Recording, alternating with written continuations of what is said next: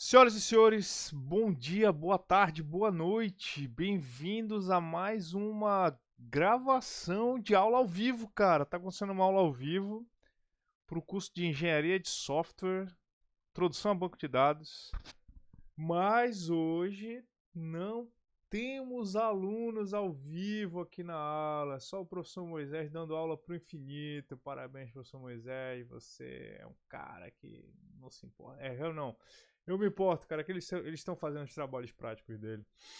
Pessoal, qual é a ideia então dessa aula suplementar aqui para vocês? Eu tinha comentado com vocês que existem formas modernas hoje de a gente abordar, né, banco de dados e tal.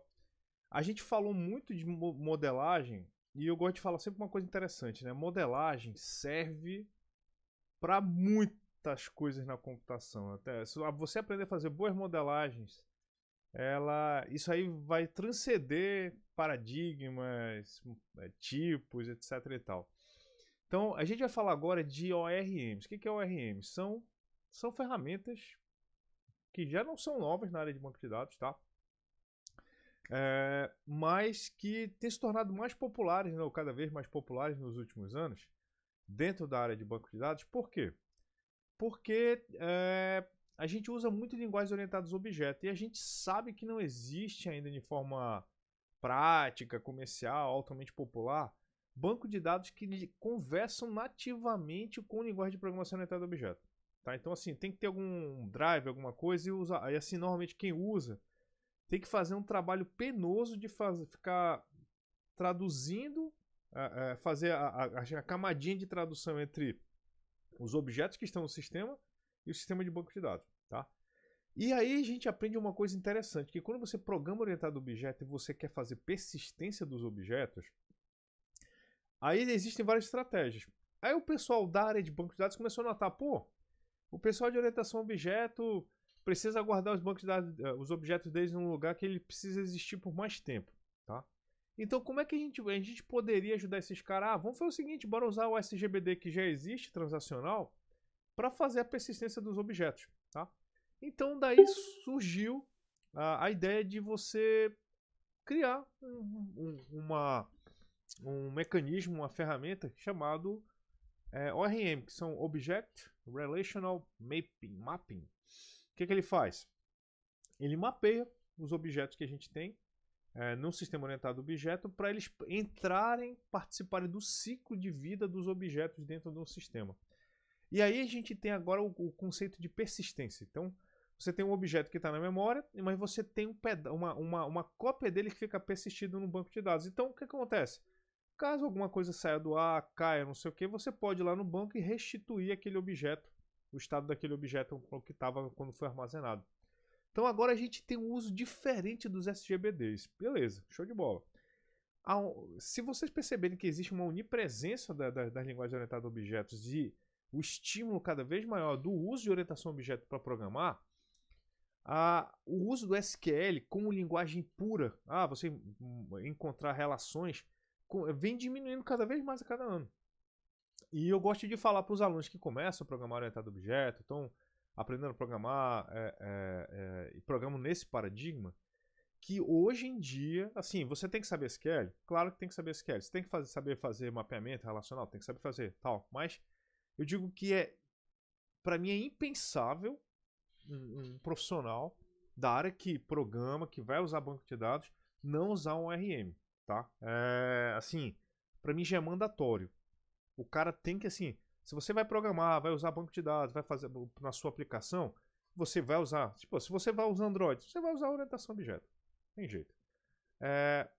Você vai programar web, você vai programar TypeScript, você vai estar programando orientado a objeto. Você vai programar em Python, você vai estar programando, espero programar orientado a objeto. Você tem várias aplicações em rede antiga de banco, não sei o que, usando Java, você está programando orientado a objeto.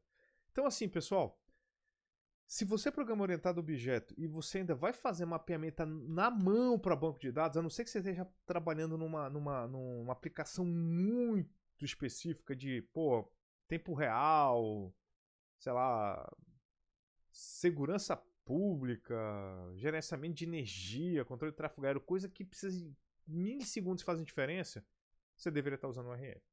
fora esses casos, tinha que estar usando o ORM. Por quê?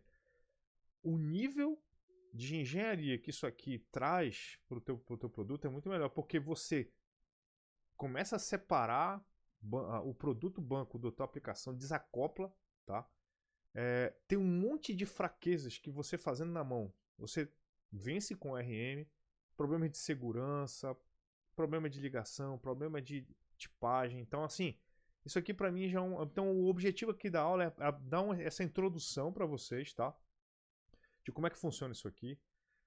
Eu sei que existe uma deficiência que deveria ser sanada e provavelmente a gente vai ter alguma disciplina nova sobre isso. Como você realmente deveria programar orientado a objeto com banco de dados, tá? Então tem estratégias para isso. E os novos paradigmas que tem quando você programa com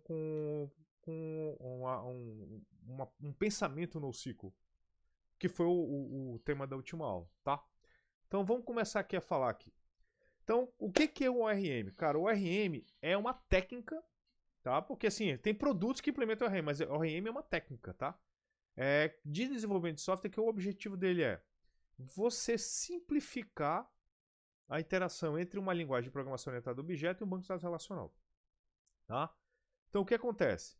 Você eventualmente tinha que fazer ligações entre os dois que eram muito complexas, porque você tinha que mapear o tipo de dado que a tua linguagem de programação fazia para o tipo você teria que mapear para string, né? Ou mapear para o tipo de dados mais próximo que seria encaixado na consulta SQL pura, que você usaria. E as consultas SQL que você poderia fazer, tá? Traduzir as consultas orientadas ao objeto que você receberia do sistema para uma consulta de banco de dados e voltar isso para a aplicação. E nesse ponto aí, a gente tem um negócio que acontece que é assim. Você tem duas formas de tentar usar esse negócio. Um é você usar o SGBD simplesmente como storage. Então assim, ele guarda objeto e volta objeto e você produz as consultas e faz consultas na memória do servidor de aplicação.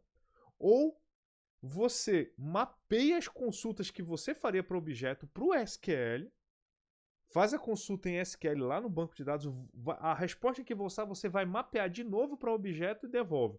Então, existe uma miríade de opções de você passar a responsabilidade de realizar consultas para a camada de aplicação e deixar o banco só com storage, de recuperar e persistir o objeto, ou de você mapear as consultas para acontecer lá no banco e voltar e aqui você fazer mais atividades de migração relacional para objeto, ou objeto para relacional, string para relacional, string para objeto, assim por diante, tá? O ponto todo isso aqui era café comum antes de haver o ORM. Você tinha que fazer isso porque você não tinha opção. Então você tinha que, se você queria usar um banco de dados para persistir objeto, você tinha que fazer esses caras na mão. E o que é que acontecia? Cara, qualquer pequena mudança, por mínima que seja, na descrição, não sei o que, envolvia um monte de trabalho para um monte de camadas.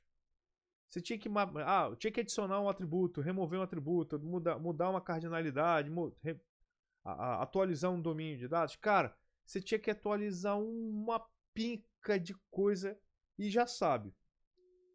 Se atualizar um pouquinho, já incorre em erro. Imagina atualizar um montão. Tá? Então, isso mantinha a galera muito pé atrás com orientação a objeto com banco de dados. Por quê? Deixava tudo muito propenso a erro e o código ficava difícil de manter, porque você tinha que ter mais pessoas sabendo muito mais coisas.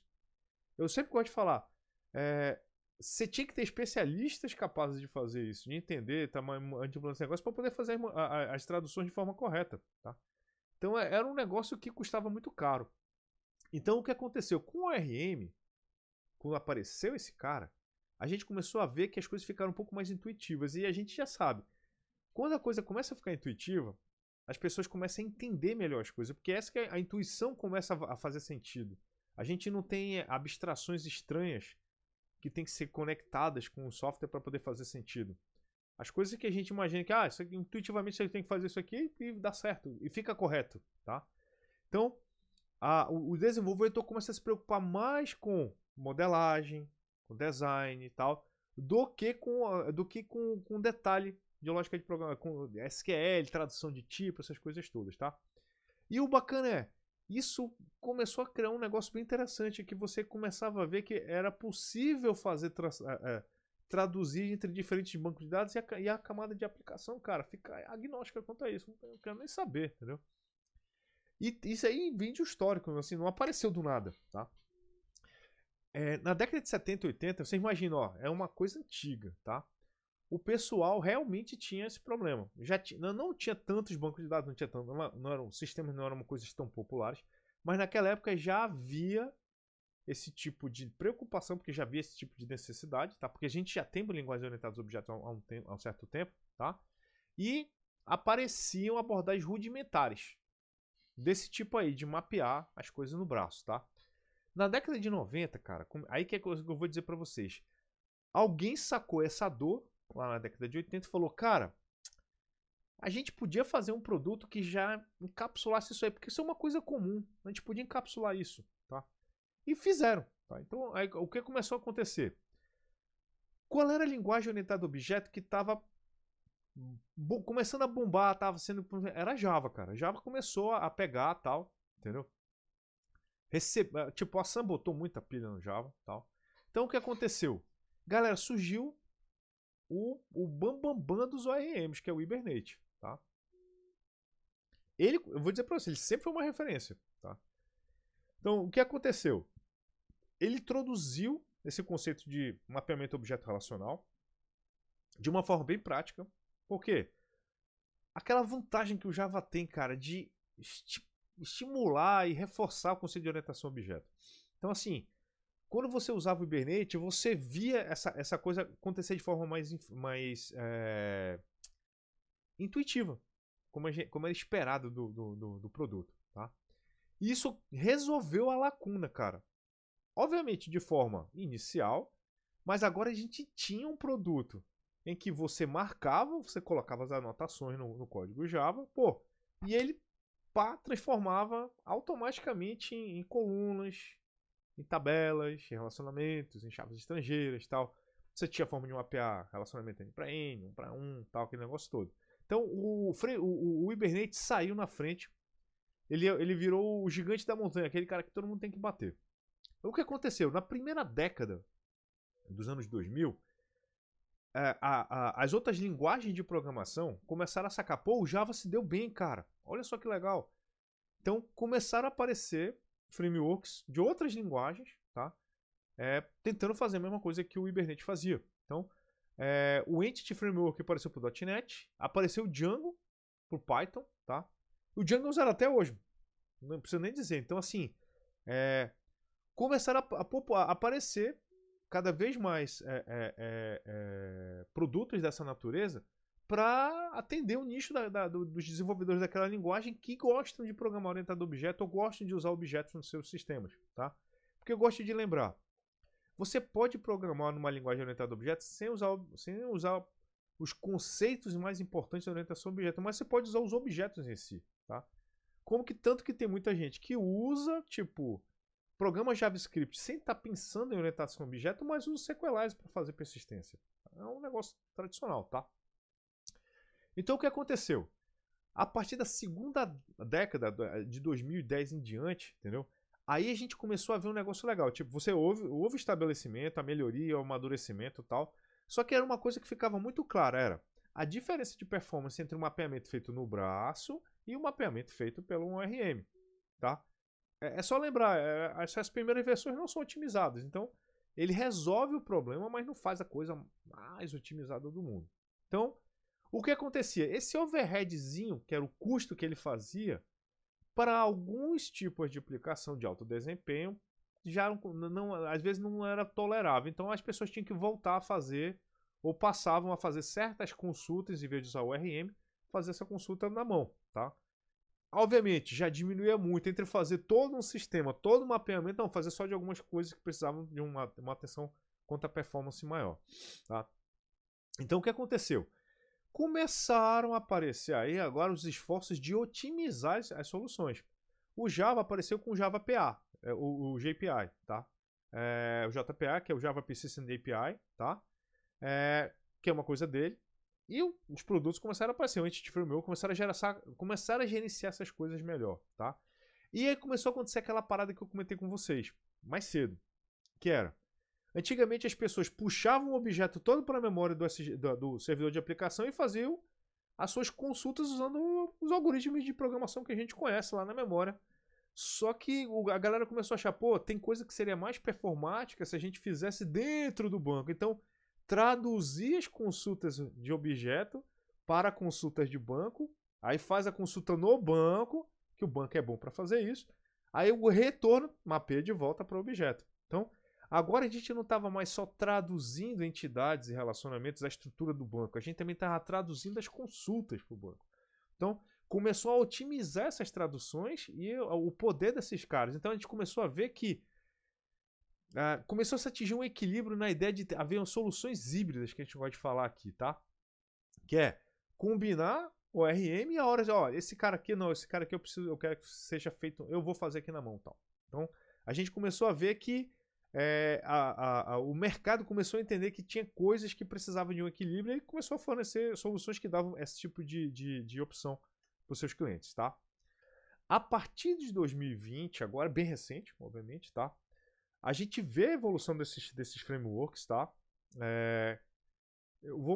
A gente vai apresentar para vocês, né, ainda nessa aula o Prisma, e vocês vão ver, ele já dá suporte ao MongoDB, tá? Então, ele está na integração com essas tecnologias e você cada vez mais conversar com elas, porque a gente consegue entender agora que não existe a solução SQL, a solução NoSQL, ou a solução transacional versus a solução base, entendeu? Não, você tem pedaços do sistema que precisam operar transacionais e outras áreas que não. Então você pode combinar tecnologias, tá? E a parada nova que a gente tem do aparecimento de microserviços, microserviços leves, outras arquiteturas que a galera tá voltando a descobrir que sempre existiram, tá? Usando abstrações mais altas, você conseguindo conectar isso junto com a parte da nuvem. Então, a gente começa a ver um entendimento melhor de que soluções não conseguem ser 100% homogêneas. A gente tem soluções heterogêneas que normalmente atendem bem os drivers dos sistemas que a gente tem que atender. Então, as principais características que você pode pensar é o mapeamento. 2, a transparência, tá? Então, assim, a aplicação em tese, ela fica invisível, você não consegue... Você fica realmente agnóstico a saber que banco de dados está sendo utilizado lá. As consultas necessárias que você precisaria fazer, agora ele já gera automaticamente, tá? Então é um negócio legal. Então, agora não é só estrutura, é também consulta, tá? A parte de relacionamentos e herança, que sempre foi uma dor de cabeça para o banco de dados. Tipo, quando eu ensino para os alunos mapeamento objeto relacional, modelo entidade de relacionamento para o relacional, e a gente tem que ensinar como é que faz mapeamento de hierarquias, pô, aí entra aquela monte de zona cinzenta. Vai usar tabelão, vai usar relação só para as especializações, vai usar relação para todo mundo, vai usar tipo seletor, vai usar tipo flag, não sei o que. Agora tudo fica transparente. É a melhor solução? Não, mas o cara não precisa saber um monte de detalhe, tomar um monte de decisão para saber as coisas, tá? Vantagens. E aí começa. 1, produtividade. Porque você literalmente mascara o banco de dados. E eu vou mais. Pelo que eu tô vendo aqui, eu vi no site do Prisma, já vou dizer que esse mais que eu pensei que ia acontecer um pouco mais na frente, já tá acontecendo agora. As pessoas você não vai mais saber o que é o SGBD. Vai ser vendido para você um driver de objeto. Significa o quê? Você vai dizer os objetos que você quer, mapeia. Cara, acabou. Que banco de dados? Eu não sei nem o que é banco. Ninguém vai nem saber o que é banco de dados. Tá? Vai ficar por trás desse negócio. A SQL vai sumir. Sério? Sério. A SQL vai sumir. Tá? Com o nível de abstração que as pessoas estão chegando atualmente, SQL vai sumir em breve. Tá? Assim, são apostas. Mas eu apostaria pouco dinheiro, porque assim, não é uma aposta de alto risco, então não vai dar. Então, pode R$2, cara. Porque vai ser quase que certo. Tá? É o caminho que as coisas estão tomando. Isso se ela tomar conta de tudo. A abstração do banco, cara, esse pra mim aqui, ó, sozinho esse cara aqui já compensava, tá? Fazer manutenção, fazer migração, fazer alteração é muito mais fácil com um produto desse do que você fazer na mão. Cara, o que você incorre de diminuição de erro de programação por usar um produto desse, nossa, é gigantesco, é gigantesco, é gigantesco. Não tem pra onde correr. 2. Muita gente só descobre isso aqui na inocência, né? SQL Injection, que é um negócio velho, pessoal da minha idade, já sabe que isso aqui é corrigir meme. Mas a galera de hoje não sabe, cara. Eles não entendem, entendeu? Tu vai contar uma piada e eles não sabem. Aí, porque os ORM funcionam tão bem que a galera esqueceu que eles existem, entendeu? Então, assim, o que acontece? Alguém que faz a parada na mão esquece que a SQL Injection existe, que pode acontecer. Se o cara fizer sem saber, na mão, em um lugar aberto, vai tomar ali um injection e não vai perder tudo que estava lá, entendeu? Então, o ORM, cara, já naturalmente já tem incorporado um monte de sistema, um monte de mecanismo. Aqueles bem fuleirinho, identificar, a consulta que eu estou fazendo aqui é uma consulta do tipo tal, papá, se vier outra, cancela, houve uma invasão tal, já tem isso aí tudo pronto. Alguém já pensou essas coisas para você. Então, a manutenibilidade, para mim, já é o primeiro item que só por si só já compensava. Por mais que caísse até a produtividade, mas vou falar para você, por facilitar a manutenção e diminuir a quantidade de erros por alterações, por evoluções, por qualquer coisa que você precisasse fazer, já valia a pena. Mas, aí tu ainda ganha de graça segurança, cara. Aí não, aí por si só, cara, milhares de horas de trabalho que você precisa ter. Isso vem de graça? Claro que não. Você vai ter vai ser um pouco mais difícil, vai ter uma coisinha mais que você vai ter que aprender. Você vai ter que entender o nicho da tua linguagem, quais são os ORMs que tem para ela e descobrir qual delas que funciona bem, tá? E você vai ter que entender se você trabalha eventualmente num tipo de local onde performance é um diferencial bem sensível, aí você vai ter que ser que nem old school aqui, o professor Moisés, e aprender SQL pra caramba, tá, pra fazer as coisas, tá? Lembrar, não existe nada de graça, o ORM vai cobrar um precinho sobre esse overhead, tá? Não vou dizer que é um overhead assim gigante, uma programação normal.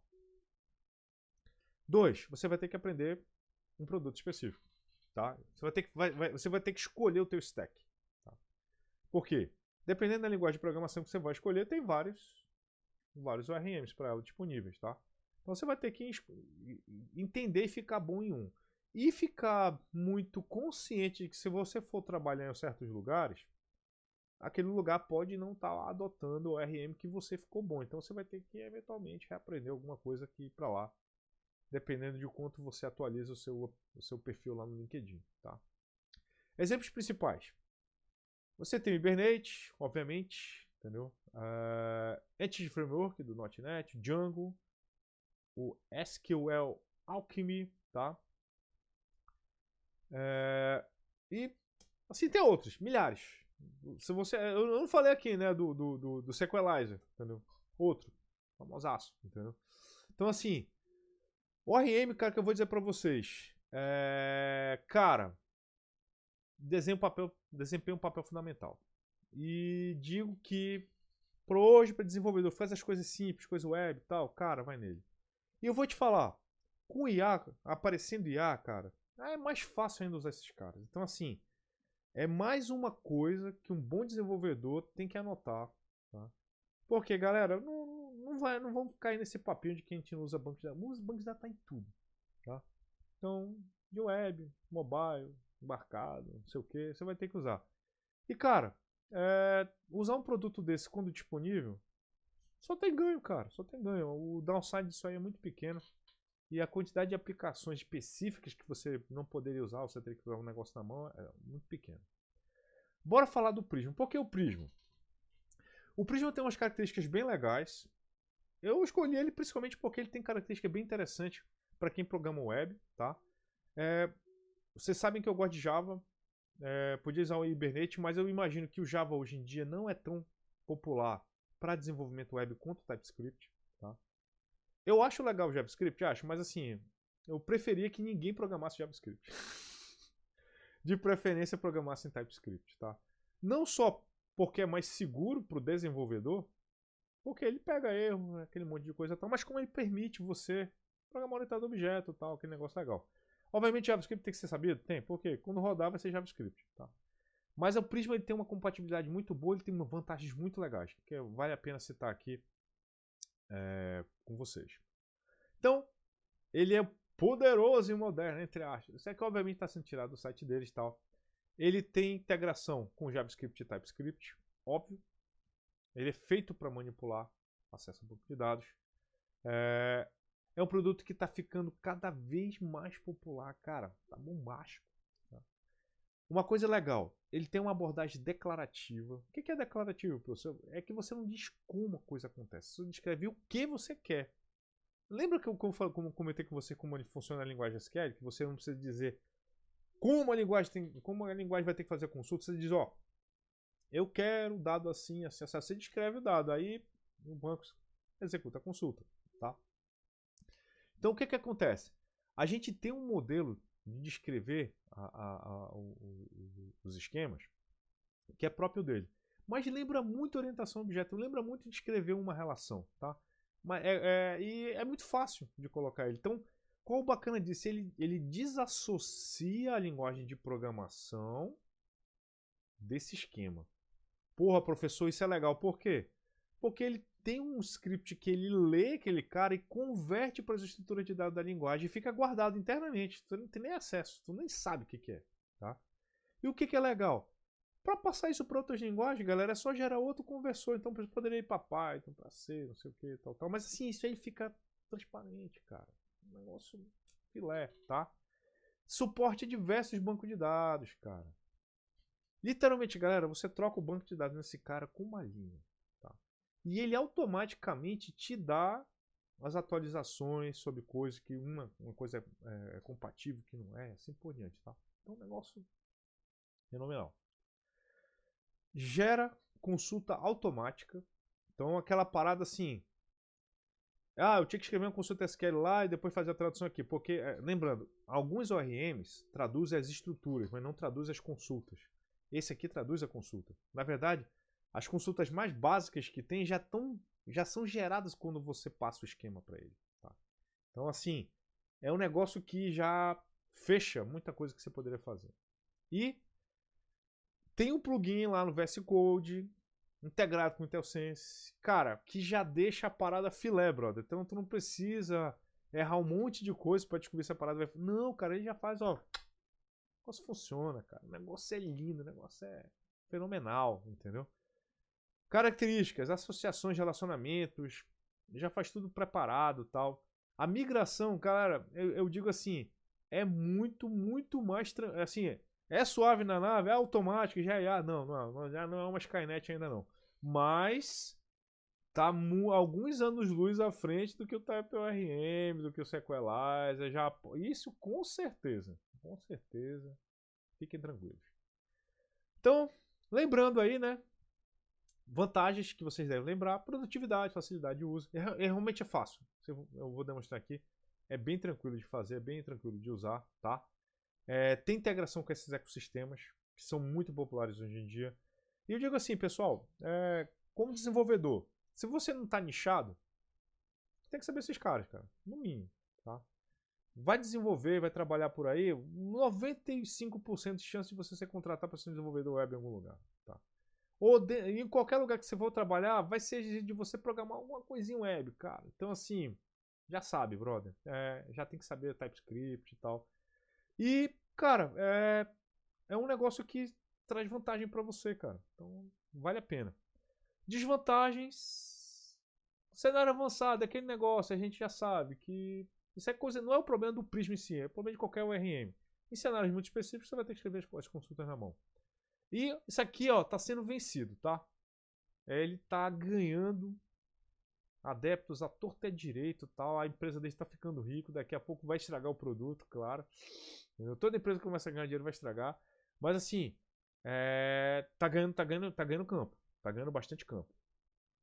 Quais são os componentes dele? O primeiro dele é o Prisma Client. Cara, o Prisma Client é um negócio interessante. O que é? É assim. Tem um programa que você executa e ele vai ler o teu esqueminha que você escreve na linguagem do Prisma e ele gera esse programa aí, o Prisma Client. O Prisma Client é o que você importa na tua aplicação TypeScript.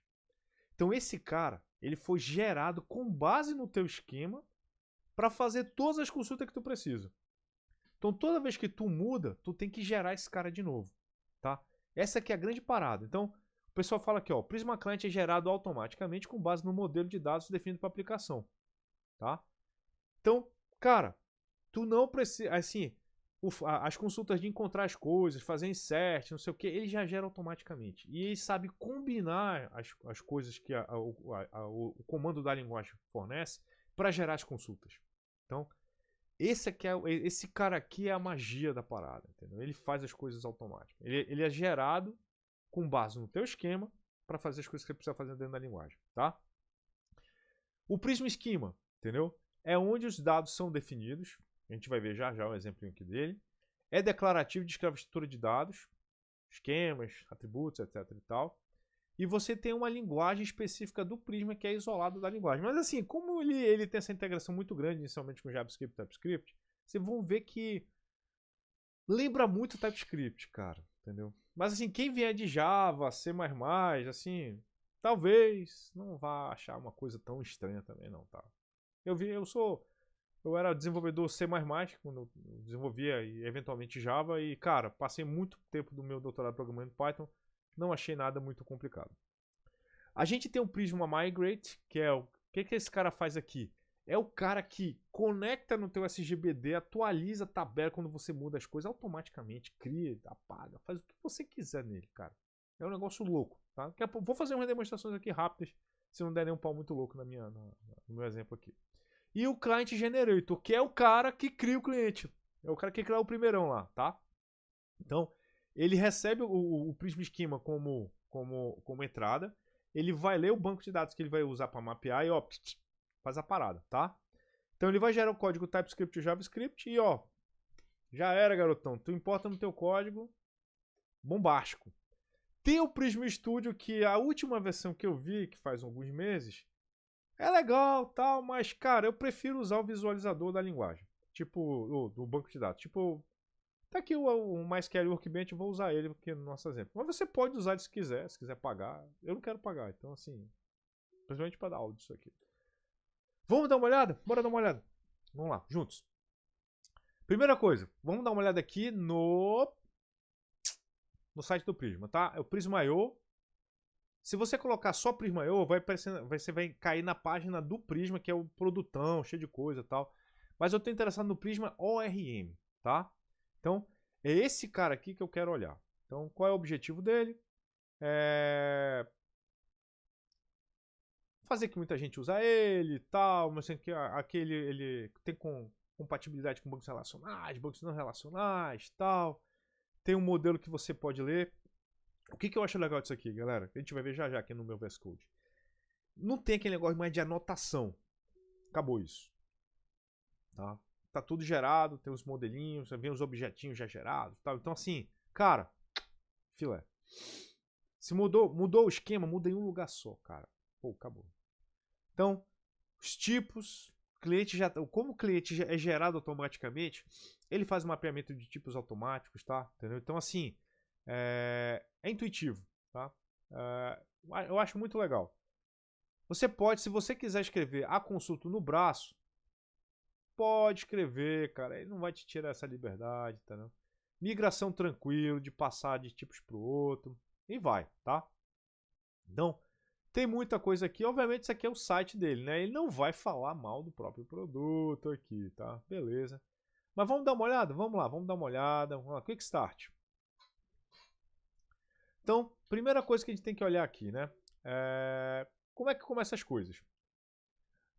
Deixa eu ver assim. Ele obviamente, assim, o que eu queria até comentar. Ele vai falar com você sempre. Obviamente, atualmente, eles estão fazendo um trabalho muito grande junto com o Postgres, tá? Junto muito com o Postgres. E aí, se você quiser usar ele e tal, aquele negócio todo, ele vai funcionar, tá? Um ponto todo há um tempo atrás, entendeu? Se você fosse usar ele aqui, tipo, tem o Prisma Postgres, que é um produto novo dele, e o ORM, que tem conexão com todo mundo aqui, tá? Deixa eu ver se tem um negócio aqui que eu possa colocar. A página dele vive mudando, galera. Deixa eu ver se tem mais alguma coisa aqui que eu quero mostrar para vocês antes de vir para cá. Quick Start, tá aqui. Cria diretório, muda pro cara, dá um init, npx aqui e tal. Deixa eu ver se tem alguma coisa aquaqui. Configura SM Sport, modo, isso aqui eu já fiz aqui, a gente já vai ver aqui no nosso banco aqui, se está tudo direitinho. Deixa eu ver se tem mais alguma coisa aqui. Já tem mais umas mudanças que estão. Já aconteceram mudanças aqui, já posso dizer para vocês, tal. Um negócio bem legal. O que mais que eu tenho que ver aqui? Tá, já dá para ver aqui. Vamos lá. Vamos aqui no meu opa. No meu VS Code aqui. Então, você instalou o Prisma, está funcionando? O que você vai ver nele? Você vai ver aqui esse cara, que é o esquema.prisma. Tá? O que esse cara vai ter aqui? Ele vai ter a linguagem que o Prisma usa para transformar, para manipular o teu banco de dados. Então, assim, é aqui que eu volto a falar aquele negócio que eu comentei ainda cedo. Qual é a hora que você entende que a modelagem continua valendo? Porque isso aqui, cara, não vai fazer automático não, tá? Isso aqui você vai ter que criar, tá? Isso aqui vai ser com base numa modelagem orientada a objeto, tá? Então, assim, por quê? Você está fazendo modelagem sistema objeto relacional, tá? Então, aqui você vai dizer, quando você cria, você vê um arquivo, a primeira coisa que ele vai criar, ele vai dizer qual é o arquivo que você quer, qual é o comando, qual é o gerador do client que você quer que seja usado. Aí então, o básico dele é aqui, o Prisma Client JS, tá? E ele vai criar aqui no Generated Prisma, que fica dentro desse cara aqui, que ele vai criar o script, o Prisma Client relacionado a esse arquivo aqui. Professor, existem outras opções a esse Prisma Client JS? Sim. Tem aplicações específicas que você pode mudar, tem outras opções para esse cliente, tá? Mas esse aqui é o basicão, vai servir para 99% dos problemas, tá? Data Source. Aqui você vai dizer qual banco de dados que você quer usar, tá? Então você vai dizer aqui eu quero usar o MySQL, eu quero usar o Postgres, quero usar o MariaDB, quero usar o SQLite, não sei o que você põe aqui. E aqui tem um arquivo onde está a configuração desse banco que você colocou, que fica nesse arquivo .env, que está aqui, ó. No meu arquivo .env está aqui, você vai colocar o nome do teu esquema, o nome do teu banco, o local onde ele está, e o login e senha do cara e o nome do banquinho. Até onde eu estava usando, ele não criava esse banco aqui, então você tem que criar esse banco, tá? Nesse caso aqui eu já criei, ó. Esse WhatsApp aqui já está criado. Tá? Esse é um banco que já estava funcionando aqui. Próxima aula que eu vou gravar, obviamente, para a aula de quarta, eu talvez inicialize um do zero aqui para a gente ver como funciona, porque eu vou querer criar um exemplo aqui onde a gente vai fazer algumas exceções e tal. Hoje é mais para apresentar para vocês a estrutura de como é que esse banco funciona, tá? Então, criou o cara aqui, pô, beleza, vem para o esquema. Aqui, vocês estão vendo, é a forma como ele funciona, tá?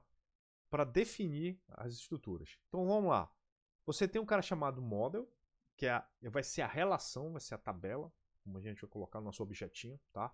Então, todos os objetos que você precisar lá no teu sistema vão ser vai ter o tipo post, vai ter o tipo profile e vai ter o tipo user, tá? Como é que é esperado aqui? Por que eu digo que é tipo TypeScript, tá? O interpretador dele entende o seguinte, você sempre vai ter um identificador que é o nome do atributo, na sequência você vai ter o tipo desse cara.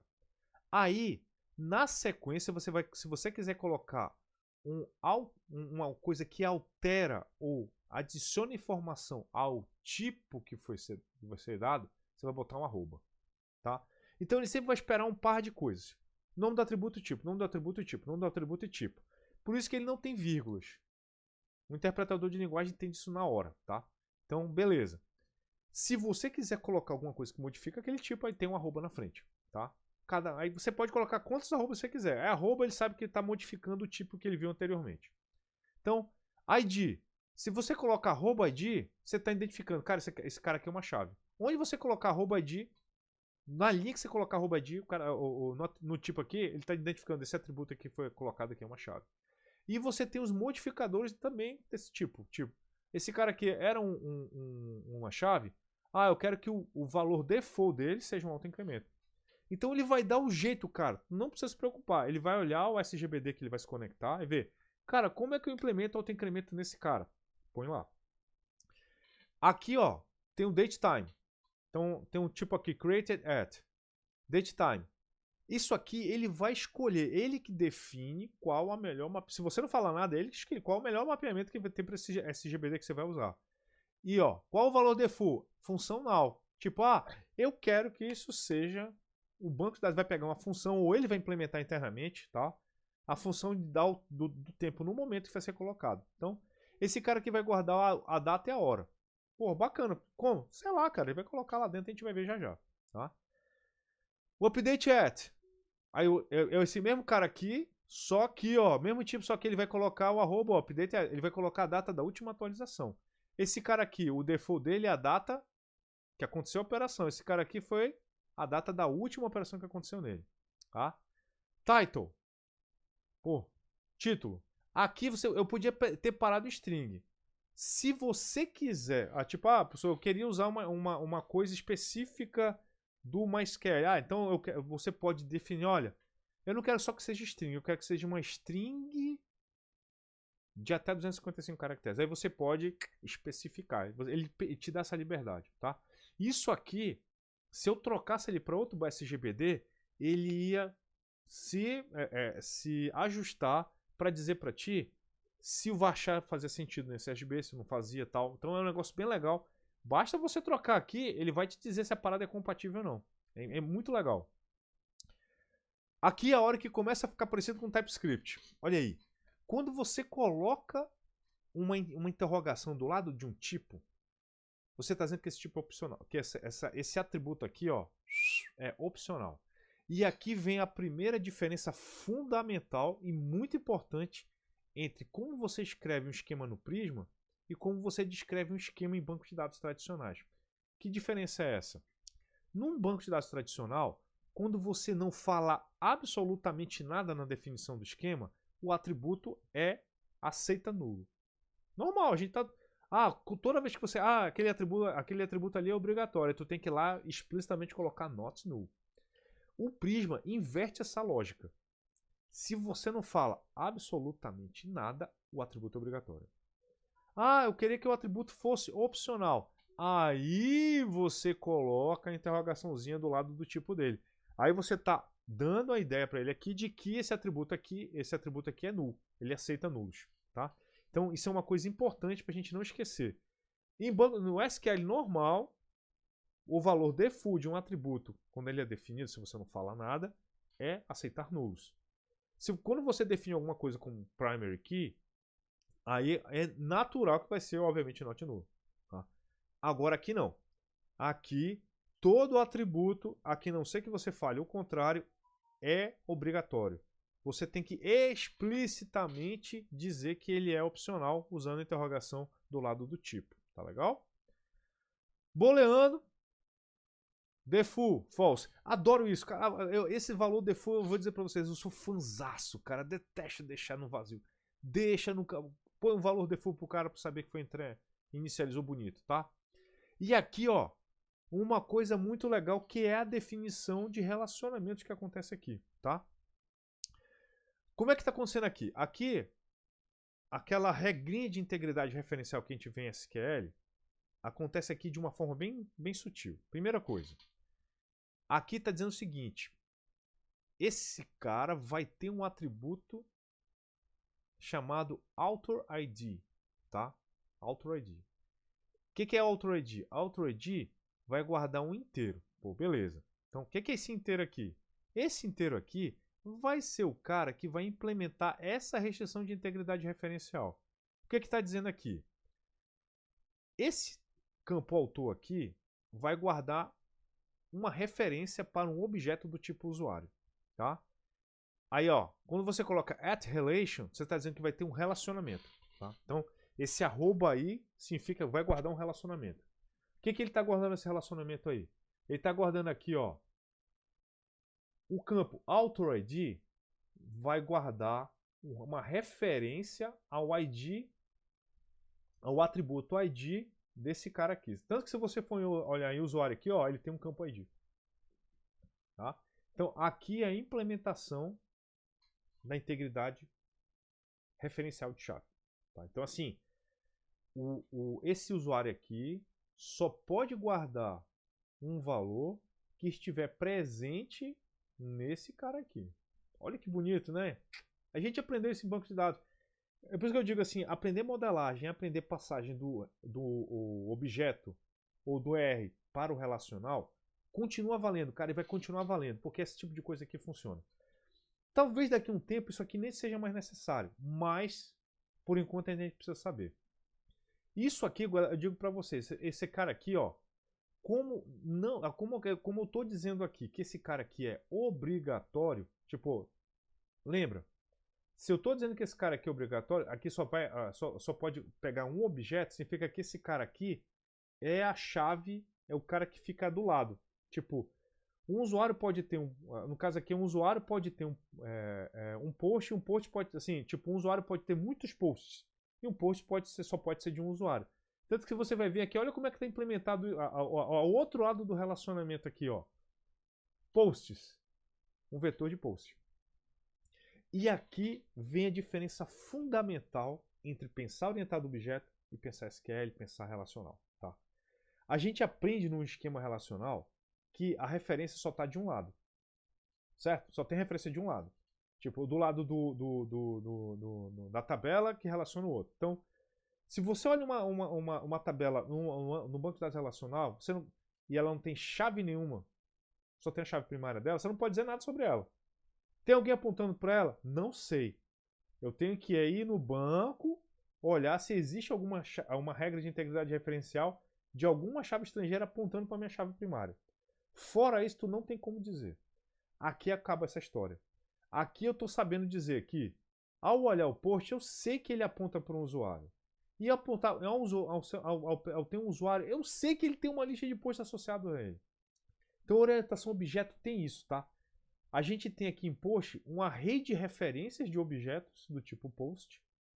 E em cada post eu tenho uma referência do objeto para qual eu dependo. Tá? Isso aqui é da natureza do mundo orientado a objeto. Ele já foge da ideia do mundo relacional, onde a gente tem aquela necessidade de integridade referencial tão forte. Tá? Aqui já tem um outro mundo acontecendo. E aqui é a ideia do profile, ó. Aí o usuário assim, ó, o usuário tem profile, ó. E olha um negócio interessante aqui, né? Olhando agora para o usuário. A gente tem o ID, autoincremento, ó, biografia, é uma string opcional. E aqui, ó, a usuário, user, tá? Que aponta para o profile. Aí, olha, só que aqui eu achei muito legal que é o seguinte, né? Nesse caso aqui, na coluna da tabela post author ID, significa que um usuário pode ter muitos posts. Esse cara aqui, ele não está colocando esse cara aqui como único. Eu posso ter, quem é único aqui é esse ID aqui. Legal. Mas eu posso ter várias linhas, vários objetos que vão ter o mesmo author ID. Pode, um usuário pode ter vários posts. Um usuário pode ter N posts. Ou nenhum. Agora, um profile, o que ele está dizendo aqui? Um usuário só pode ter um profile. Por quê? Quando ele chegou aqui em User ID, ele colocou a cláusula unique. Olha que parada legal. Então, na tabela profile, cada profile é único, claro, mas eu só vou poder ter um profile por cliente. Não vou poder ter vários. Olha que legal, hein? Mesma coisa do outro, ó. Esse cara aqui aponta para um objeto do tipo usuário, tá? Que campo vai ser? O campo User ID. Vai referenciar no seu valor o ID desse cara aqui, ó. O ID desse cara aqui. Esse cara aqui, ó. Vai ser referenciado nesse cara aqui. mas aqui é uma cláusula de esse cara não vai poder ter repetidos. Então lembrando, esse cara aqui, na verdade, galera, é a regra. Quem armazena mesmo é o cara de baixo. Esse cara aqui é a regra, quem armazena mesmo é o cara aqui de baixo, tá? Tanto que quando a gente for olhar o SQL que gera esse cara aqui, vai aparecer isso, tá? Olhando aqui, ó, aí agora assim, olhando o profile, ó, por que o profile é opcional? Porque olha aqui, ó, a referência para um objeto profile, ó, é opcional. E o post? Post é obrigatório? Post não é obrigatório, porque eu posso ter um array de post e o array ser vazio. O array é obrigatório, mas ele conter referência não é. Então, vai ter um array, mas o array inicializar vazio. Orientação objeto. É aí que a orientação objeto começa a entrar no mundo de banco de dados, tá? Nome da pessoa? Opcional. E-mail? E nick, tá? Então, assim, o ID é unique e o e-mail é unique, tá? Tá sendo prático aqui, ele podia ter colocado o ID, o e-mail como se fosse chave. Se quisesse, podia, cara. Problema nenhum, tá? É uma opção aqui do exemplo aqui, tá? Deixa eu ver aqui os migrations. Ó, esse aqui é o migration de inicialização. O migration é quando você inicializa. Eu vou mostrar isso aqui na próxima aula com mais detalhes, tá? Na próxima aula eu vou começar um cara desse do zero para vocês verem como é que funciona. Mas vamos lá. Tá aqui o migration, tá? Que é a criação desse banco de dados aqui. Olha como é que ele criou, tá? Isso aqui é legal para quem entende de SQL saber como é que foi o pensamento do script que cria. Ó, ele olha aquele esquema e cria a estrutura lá no SGBD. Esse cara que está aqui é o que está aqui, ó. É o que está nesse cara aqui, ó, no tables aqui, ó. O post, o usuário e o profile. É esse cara que está aqui. É o que a gente está vendo aqui. Olha como é que ele criou. Todo mundo, ó, not null. O content que a gente falou que era opcional aparece com nulo, mas o resto, galera, todo mundo é nulo. E aí você vê, ó, como é que é feito o mapeamento direitinho, né? Olha aqui, ó. O author ID, ó, existe, ó, que é esse cara que tá aqui, ó, o author ID. Esse cara aqui não existe, esse cara aqui é a regra. Essa regra aparece aqui, ó, aqui embaixo depois. Tá? A gente vai ver com detalhes. Então, tá aqui o ID, ó, auto-incremento, create at, ó. Aí ele sabe, ó, no MySQL, para fazer aquele negócio lá do now, é o current datastamp, que é o valor default dele, ó. Ó que bacana. Update é, pô, tá, beleza. O title, aí o content, que aqui ele tinha colocado como opcional, aí aqui ele aparece com null. Ele podia ter colocado sem nada? Podia. Mas ele está fazendo uma coisa aqui que eu vou dizer assim, eu pessoalmente como professor de banco de dados eu adoro. E como desenvolvedor também. Não deixar as coisas implícitas. Cara, põe explícito, brother, põe explícito. Não fica achando que você é o único cara que vai pegar nesse código nos próximos 10 anos. Tem pessoas que vão pegar nesse código e vão vir de outro lugar, de uma outra linguagem, de outra cultura, não sei o que, tal, tal. E se deixar explícito, o cara vai olhar, já sabe o que está acontecendo. Se você deixa implícito, a única coisa que você está dando margem é para alguém cometer um erro. Acabou, cara. Então tá show de bola. Olha o bacana aí, ó. Comando primary key aqui e dá o default character set aí, que o TF8. Ah, bacana, show de bola, beleza. Create table. Olha aí, ó. Profile, ID. Ó, a biografia que era lá era opcional, aqui ó, null. User ID para fazer a regrinha. E aqui olha o negócio que é legal, ó. Para dizer, para lembrar, pô, professor, o user ID, o profile só pode ter um cara. Então, ó, unique index. Esse cara aqui, ele acabou de dizer dentro da linguagem MySQL que, ó, esse cara aqui é unique. User ID. Ó, legal, né? E, ó, primary key, ID aqui, show de bola, tal. Create table. Vamos lá de novo, né? Tem o ID, tem o e-mail, tem o nome. Professor, mas a referência dos objetos, aquilo não existe no mundo relacional, cara. É só no mundo orientado a objeto. O Prisma Client, quando ele for gerar os scripts para você, ele vai deixar transparente. Você vai ter acesso aos arrays, tudo direitinho lá, sem precisar se preocupar. Esse é um negócio bacana da parada aqui, tá? Mas, ó, e-mail vai ser unique, olha aí, já põe o bichão aqui, primary key. E aqui, ó, no final ele coloca as regras de chave estrangeira. Importante lembrar, você tem que saber que o Prisma, por definição, coloca restrict no delete, entendeu? Ele não põe cascade, não põe block, não sei o que, tal. Então, assim, ele vai fazer essa parada aqui, tipo, on delete restrict, update cascade, tá? Então, o valor default das operações, das restrições de operação com chave estrangeira, então, o que significa delete restrict? Ele só vai permitir apagar um cara que é referenciado se todo mundo que estiver apontando para ele tiver sido apagado antes. Tá? Esse restrict aqui, em alguns lugares, é chamado como block. Tá? Cascade. Se houver alguma atualização, ele vai atualizar todo mundo para esse valor. Tá? Então, assim, todo mundo que atualizar, ele vai ser atualizado junto. Tá? É porque você pode apontar para um atributo de cláusula unique.